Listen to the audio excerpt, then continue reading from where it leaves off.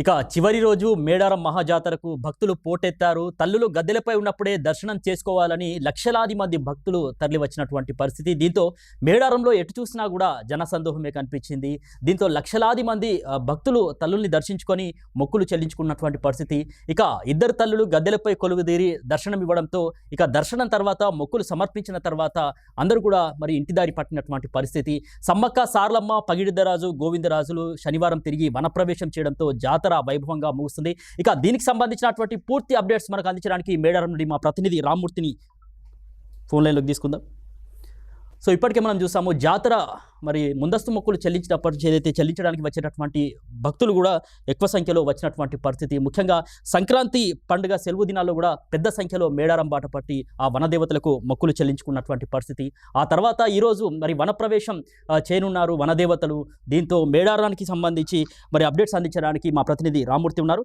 నమస్తే రామ్మూర్తి, చివరి రోజు కావడంతో మేడారానికి సంబంధించి అప్డేట్స్ ఏంటి? సమీర్ ములుగు జిల్లా తార్రాయి మండలం మేడారంలో జరుగుతున్న సమ్మక్క సారలమ్మ మహాజాతర సందర్భంగా హన్మకొండ నుండి తార్రాయి వరకు ట్రాఫిక్ జామ్ కావడంతో రవాణా వ్యవస్థ నిలిచిపోగా ఆయా జిల్లాల నుంచే కాకుండా భక్తుల అవస్థలు అధిక సంఖ్యలో పడ్డారని, రాత్రి నుండి వివిధ జిల్లాల నుండే కాకుండా వివిధ రాష్ట్రాల నుంచి భక్తులు అధిక సంఖ్యలో చేరుకున్నారు. బస్సులు మరింత ఇబ్బంది పడ్డారు. ఈ రోజు ట్రాఫిక్ జామ్ ను పోలీసు అధికారులు క్లియర్ చేశారు. ఈ రోజు చివరి రోజు కావడంతో భక్తులు అధిక సంఖ్యలో దర్శనం చేసుకుంటున్నారు. ఈ రోజు 5 గంటల నుండి జనం నుండి వనం చిలకలగుట్టలోనికి వనప్రవేశం చేయనున్న సమ్మక్క, కన్నపల్లికి చేరుకోనున్న సారలమ్మ మహబూబాద్ జిల్లా పునుగుండ్లకు 70 కిలోమీటర్ల మేర పాదయాత్ర ద్వారా పగిడిద్దరాజు పునుగుండ్లకు చేరుకుంటాడు. గోవిందరాజు మేడారం గద్దెల నుండి కొండాయి గ్రామానికి చేరుకుంటారు. ఇంతటితో జాతర ముగియనున్నట్లు అధికారులు తెలిపారు. సమేత్ ఓకే, సో రామ్మూర్తి, మొత్తానికి ఈ మేడారం జాతరకు సంబంధించి ఇప్పటి వరకు ఎంతమంది భక్తులు అమ్మవార్లను దర్శించుకున్నారనేటటువంటి అంచనా ఏమైనా ఉందా?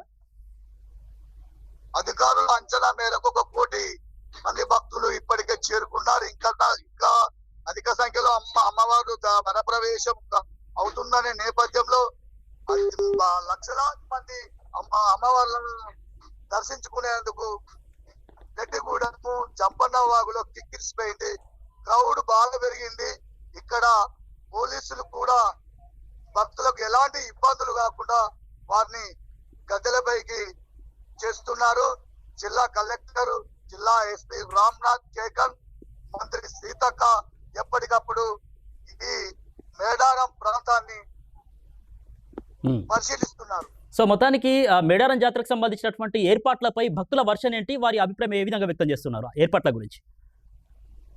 గతంలో కంటే ఎక్కువ తాడ్వాయి నుండి రాకపోకలకు అంతరాయం రావడంతో భక్తులు విసికి వేసారిపోయారని, ఇక్కడ ఉన్నటువంటి ఒక గద్దెల వద్ద వరకే డెవలప్ జరిగింది కానీ ఇక ఈ మేడారం జాతరలో అభివృద్ధి అనేది శూన్యం అనేది అంటున్నారు. Okay, thank you Rammurthy update అందించినందుకు.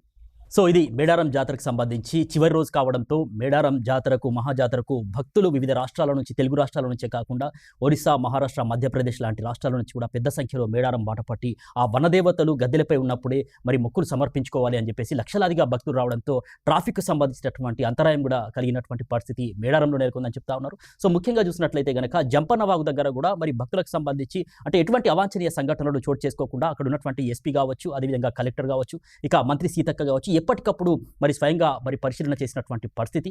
అదేవిధంగా చూసినట్లయితే కనుక ఈసారి మేడారం జాతరకు సంబంధించి దాదాపు 1.5 కోటి మంది పైగా భక్తులు ఈ వనదేవతలని దర్శించుకున్నటువంటి పరిస్థితి అయితే కనిపించింది. మొత్తానికైతే జనం వీడి వనంలోకి వెళ్తున్నటువంటి సందర్భంగా మహాజాతర అయితే వైభవంగా ముగుస్తోంది.